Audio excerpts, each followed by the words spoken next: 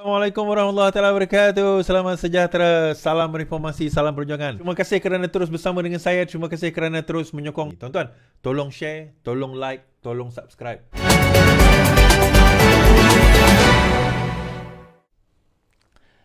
Biar mahkamah putuskan Najib mohon sekat filem Man on the Run.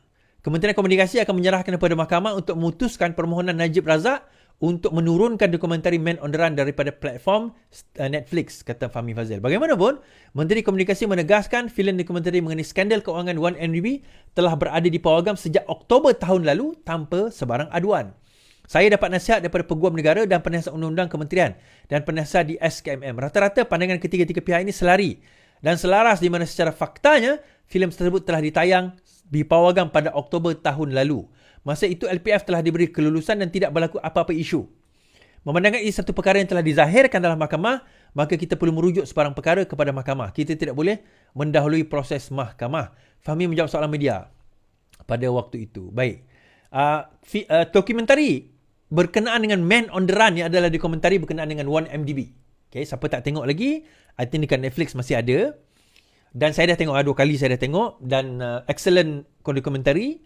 Saya sarankan tuan-tuan yang tak faham tentang 1MDB pergi tengok. Tapi bagi saya dokumentari itu tak do justice lah sebab dia sejam lebih je kan.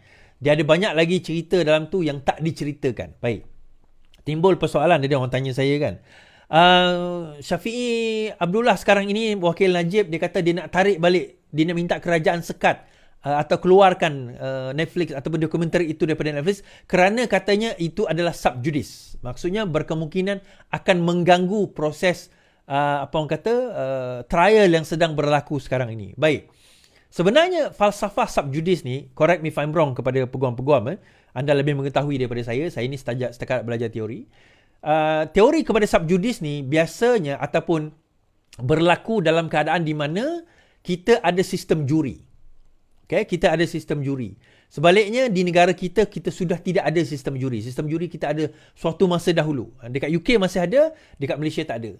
So sistem juri inilah yang berlaku di mana kadang-kadang surat khabar, social media dan sebagainya dikatakan boleh mempengaruhi juri tersebut disebabkan oleh perbincangan dan sebagainya. Takut-takut juri itu akan termakan dengan apa yang ada di dalam berita dan mengganggu ataupun dokumentari dan sebagainya. Tetapi ada dalam satu kes, saya tak ingat kes mana, perbahasannya adalah hakim kebiasaannya adalah seorang yang memang terlatih. Dia adalah seseorang yang terlatih. Dia berbeza dengan juri. Juri ni bukan seorang yang terlatih. Juri ni orang awam biasa yang dipanggil, kemudian mendengar kes tersebut secara orang awam dan kemudian mengemukakan pandangan atau verdict mereka. Berbanding seorang hakim, hakim adalah seorang yang terlatih. Dia memang train, dia memang dilatih, dia memang tahu, dia dah melalui proses-proses. Dia daripada peringkat DPP, kemudian naik magistrate, kemudian naik mahkamah session, kemudian naik mahkamah tinggi, naik mahkamah rayuan, naik mahkamah persekutuan. So dia dah melalui proses tersebut. Jadi filem, dokumentari, surat khabar, biasanya perkara tersebut biasanya tidak akan mempengaruhi para hakim. So that is not a problem di dalam sistem di mana hakim the sole decision maker atau seorang yang memang deciding, yang decide kes tersebut adalah seorang hakim. So bagi saya, pendapat saya tidak ada masalah sebenarnya. Tetapi seperti yang YB Fahmi kata, terpulang kepada mahkamah, terpulang kepada hakim untuk menentukan keputusan selepas ini.